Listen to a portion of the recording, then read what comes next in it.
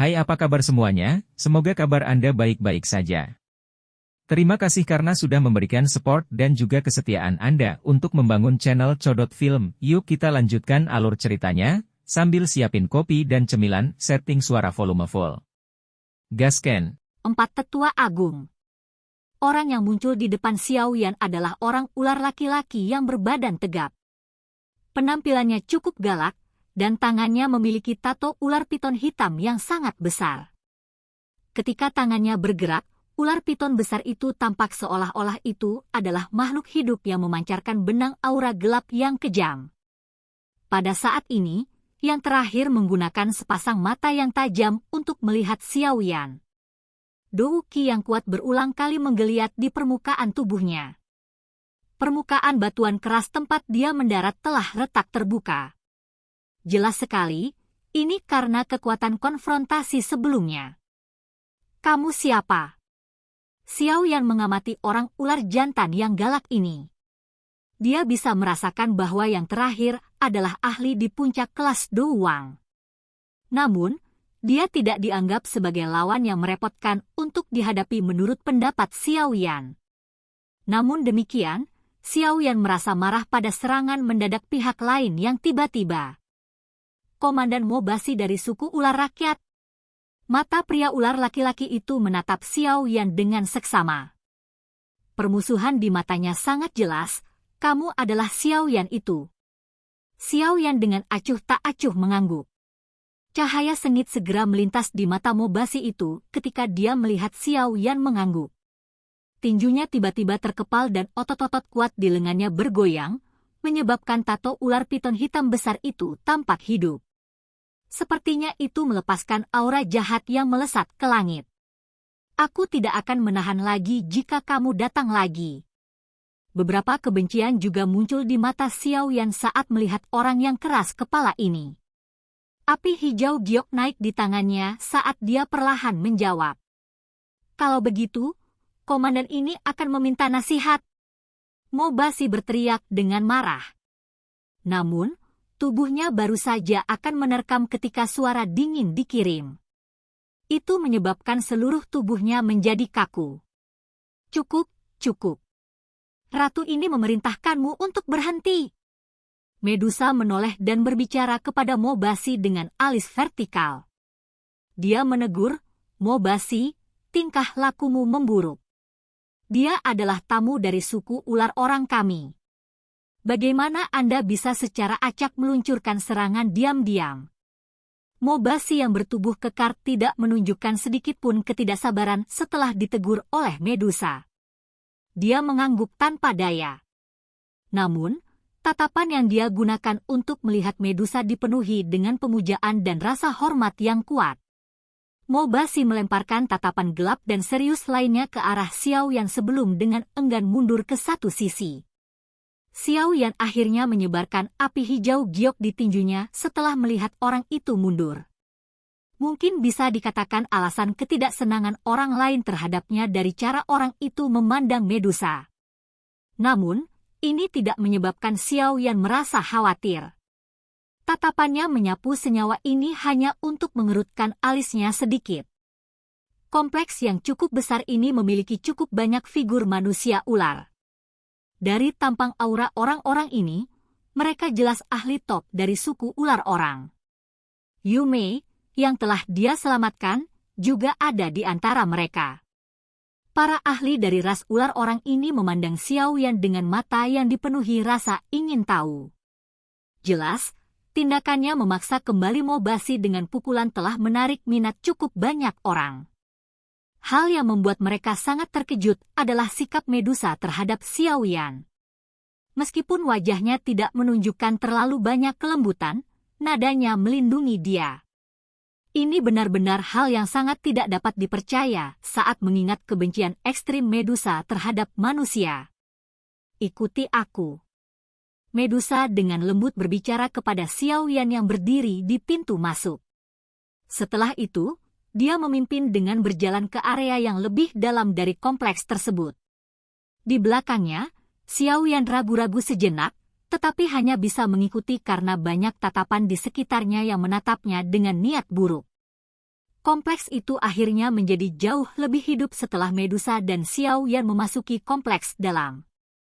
Semua orang menjadi cerewet ketika mereka mulai membahas apa yang terjadi. Xiao Yan mengikuti Medusa saat mereka berjalan menyusuri jalan setapak yang tenang dan tenang. Beberapa saat kemudian, mereka berdua berhenti di depan sebuah bangunan bambu yang tersembunyi di dalam hutan bambu jauh di dalam kompleks. Medusa berhenti di depan rumah bambu dan kesungguhan muncul di wajahnya. Setelah itu, dia dengan ringan mengetuk pintu. Memasukkan.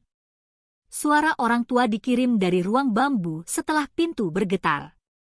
Pintu terbuka dengan suara itu. Medusa melirik Xiao Yan sebelum dia berbalik dan memasuki gedung. Xiao Yan berdiri di pintu masuk dan ragu-ragu sejenak. Dia samar-samar bisa merasakan bahwa ada 4 aura yang tidak jelas di dalam ruangan bambu. Meski tak sekuat Medusa, tak bisa dianggap remeh. Bagaimanapun, keempat aura ini sedikit lebih kuat jika dibandingkan dengan Jia Xingtian dan Hai Bodong. Tentu saja, keempat orang ini belum melakukan terobosan ke kelas Dou Zhong. Mereka hanya berada di puncak kelas Dou Huang.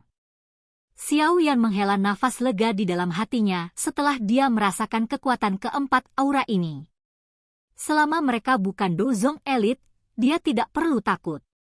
Dengan kemampuannya, seharusnya tidak banyak orang di kelas Dou Huang yang bisa mempertahankannya. Tubuh Xiao Yan bergerak setelah hatinya tenang. Dia juga perlahan masuk. Saat dia melakukannya, pintu rumah bambu otomatis tertutup. Cahaya redup tiba-tiba muncul setelah Xiao Yan memasuki rumah bambu. 4 sosok tua segera muncul di tatapan Xiao Yan di dalam ruangan yang luas itu. Medusa diam-diam duduk di atas kasur di sampingnya. Sosok tua di dalam rumah membuka matanya setelah dia sepertinya merasakan langkah kaki Xiao Yan.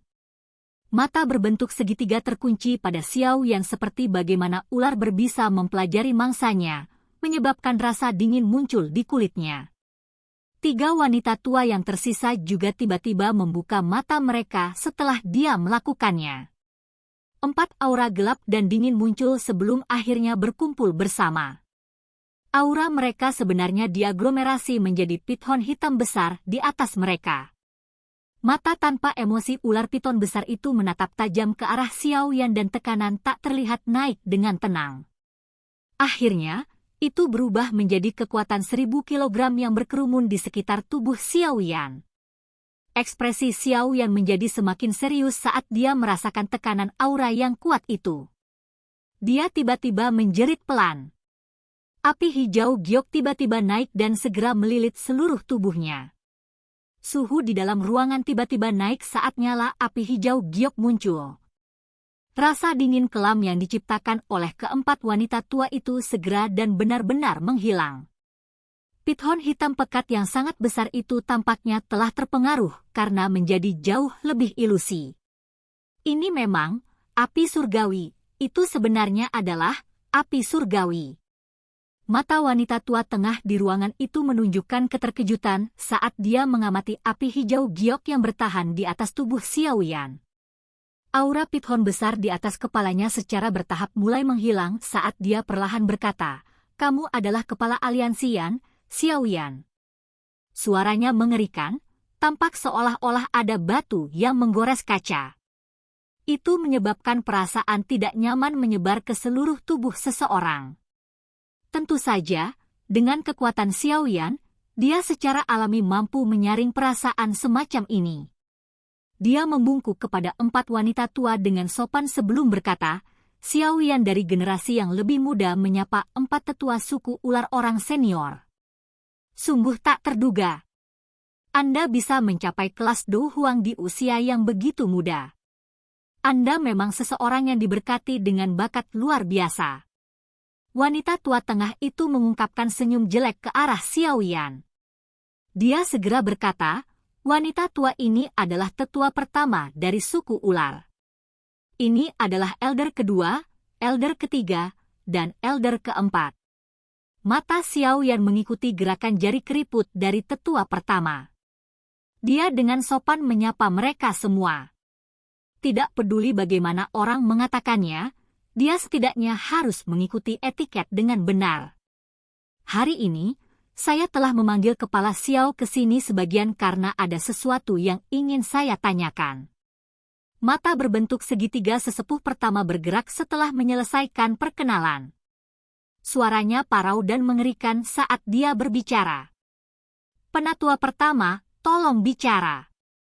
Xiao Yan tertawa terbahak-bahak. Masalah ini terkait dengan pemimpin suku kami Medusa.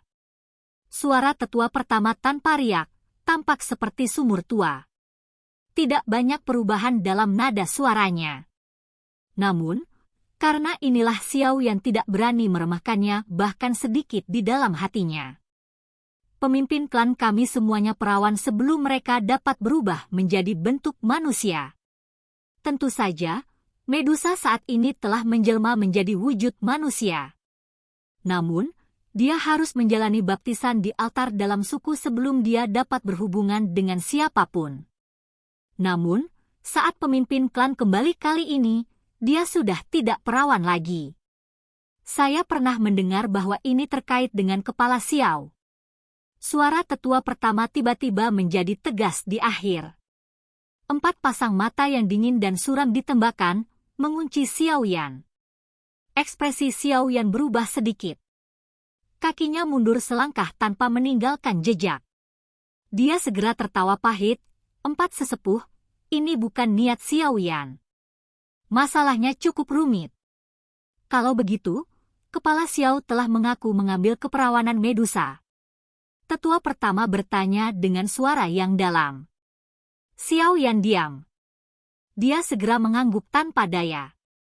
Menurut aturan suku kami, kepala suku Xiao harus menderita hukuman karena digigit lebih dari 10.000 ular. Tetua kedua yang duduk di samping tetua pertama tiba-tiba berbicara dengan nada gelap yang suram. Ekspresi Xiao Yan berubah sedikit. Douqi perlahan mulai mengalir di tubuhnya saat dia berkata dengan suara yang dalam, 4 sesepuh. Meskipun ini bukan sesuatu yang ingin dilakukan Xiao Yan, saya memang memiliki tanggung jawab. Namun, aturan sukumu sepertinya tidak bisa mengaturku, bukan? Jika Anda benar-benar ingin menggunakan kekerasan, Xiao Yan tidak akan membiarkan dirinya ditangkap begitu saja. Alis Medusa sedikit merajut saat melihat wajah Xiao Yan yang agak serius. Dia tidak ingin melihat hubungan antara Xiao Yan dan tetua pertama menjadi sekaku ini. Selain itu, keempat sesepuh telah mengatakan bahwa mereka tidak akan mempersulit Xiao Yan. Mengapa? Hei, betapa sulitnya tulang, tetua pertama melirik Xiao Yan sebelum mengangkat alisnya. Dia melambaikan tangannya dan berkata, lupakan, kami tidak akan membuatmu takut, anak kecil. Sekarang suku ular orang dan kekaisaran Jia Ma bersekutu, suku ular rakyat kami harus membutuhkan perhatian Anda sebagai ketua aliansi Yan. Aku secara alami tidak akan membiarkanmu menderita apapun hukuman 10.000 gigitan ular. Xiao Yan merasakan kegembiraan di hatinya saat mendengar ini. Dia buru-buru tertawa, itu wajar saja, bolehkah saya tahu mengapa penatua pertama memanggil saya? Tetua pertama bertukar pandangan dengan 3 tetua lainnya. Dia ragu-ragu sejenak sebelum berbicara perlahan, ketika kita membaptis pemimpin klan, berempat menggunakan metode rahasia. Kami tampaknya telah menemukan kekuatan hidup kecil di dalam rahim pemimpin klan, tampaknya itu adalah tanda kehamilan. Silahkan pergi ke. Oke guys, jangan lupa like, comment, share, and subscribe di channel Codot Film. See you next video. Peace out and bye-bye.